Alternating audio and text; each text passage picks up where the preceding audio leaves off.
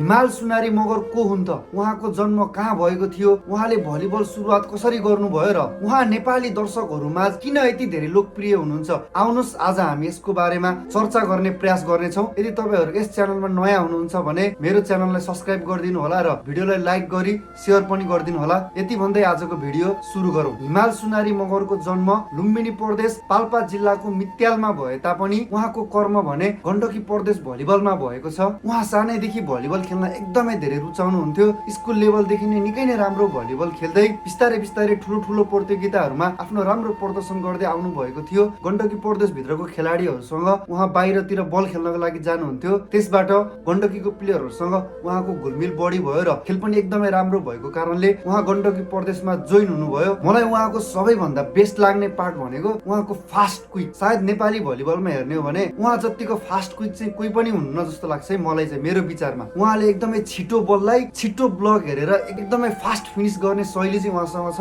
अनि उहाँको standing jump सबैभन्दा बेस्ट। अरू प्लेयरहरूले चाहिँ अलिकति दौडेर आएर स्पाइक गर्नुपर्छ, उहाँले चाहिँ चान्स बलहरू चाहिँ जहाँको त्यहीबाट उफ्रेर स्ट्यान्डिङ जम्प यति राम्रो छ, त्यसले गर्दाखेरि पनि उहाँलाई एकदमै धेरै फाइदा छ। म चाहिँ उहाँको स्ट्यान्डिङ जम्पको एकदमै ठुलो फ्यान हो। ब्लक पनि एकदमै राम्रो छ। सुरुमा मैले चिन्दाखेरि चाहिँ सोबलहरू चाहिँ राम्रो हुन्थ्यो, तर गेममा भने त्यति राम्रो स्पाइक थिएन। मैले गण्डकी प्रदेश खेल्नभन्दा धेरै पहिला नदीपुरमा पनि उहाँको गेम देखेको थिएँ, अनि यता दुलीगौडातिर पनि उहाँको गेम देखेको थिएँ। त्यति बेला चाहिँ उहाँ गण्डकी प्रदेश पनि हुनुहुन्थेन, यति सानोतिनो गेमहरू खेल्दै हिँड्नुहुन्थ्यो। त्यति बेला चाहिँ उहाँको सोबल स्पाइक एकदम राम्रो थियो अनि ब्लक एकदम राम्रो थियो, तर स्पाइक भने गेममा त्यति राम्रो थिएन। पछाडि हल्का चिनिँदै पनि जानुभयो, गण्डकी प्रदेशमा पनि पर्नुभयो। त्यस पछाडि उहाँको स्पाइक पनि एकदमै राम्रो भयो। त्यस पछाडि बिस्तारै आफ्नो युट्युब च्यानलहरू पनि सुरु गर्नुभयो, बिस्तारै भिडियोहरू हाल्न सुरु गर्नुभयो। त्यसरी झन् धेरै मान्छेहरूको माया र पपुल्यारिटी गेन गर्नुभयो। त्यसैले अहिले उहाँ धेरै नेपाली भलिबल दर्शकहरू बीच लोकप्रिय हुनुहुन्छ।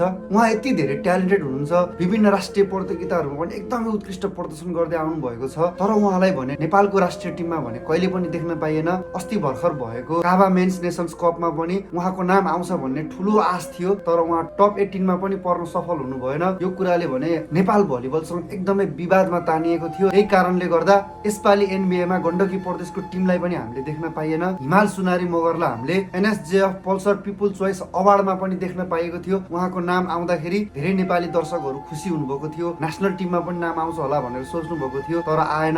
यो चाहिँ एकदमै धेरै दुःखको कुरा हो। खुसीको कुरा र गर्वको कुरा के छ भन्दा उहाँले यस पिपुल चोइस अवार्डमा चिरपरिचित फुटबलको प्रतिद्वन्दी रेखा पौडेललाई हराउँदै एनएसजेएफ पल्सर स्पोर्ट्स अवार्ड जित्न सफल हुनुभएको छ, जो कि नेपाली भलिबल फ्यान्सहरूको लागि एकदमै खुसीको कुरा हो। सायद अहिलेसम्म कुनै पनि भलिबल खेलाडीले यो अवार्ड जित्न सक्नु भएको थिएन। हामी भलिबल फ्यान एकदमै धेरै खुसी छौँ। भलिबलबाट पनि यतिको धेरै प्रगति गर्न सकिन्छ भन्ने कुरा उहाँले प्रमाणित गर्नुभएको छ। तपाईँ अझै धेरै मेहनत गर्दै जानु होला। तपाईँलाई पक्कै पनि भविष्यमा नेपालको राष्ट्रिय टिममा देख्न पाइयोस्। उहाँले यो अवार्ड जिते पछाडि मानबहादुर श्रेष्ठ लगायत धेरै चर्चित भलिबल खेलाडीहरूले बधाई पनि दिनुभएको थियो। यदि तपाईँहरूले पनि हिमाल सुनारी मगरलाई चिन्नुहुन्छ र उहाँको खेल मनपर्छ भने कमेन्ट गर्नु है त। जय नेपाल, जय भलिबल।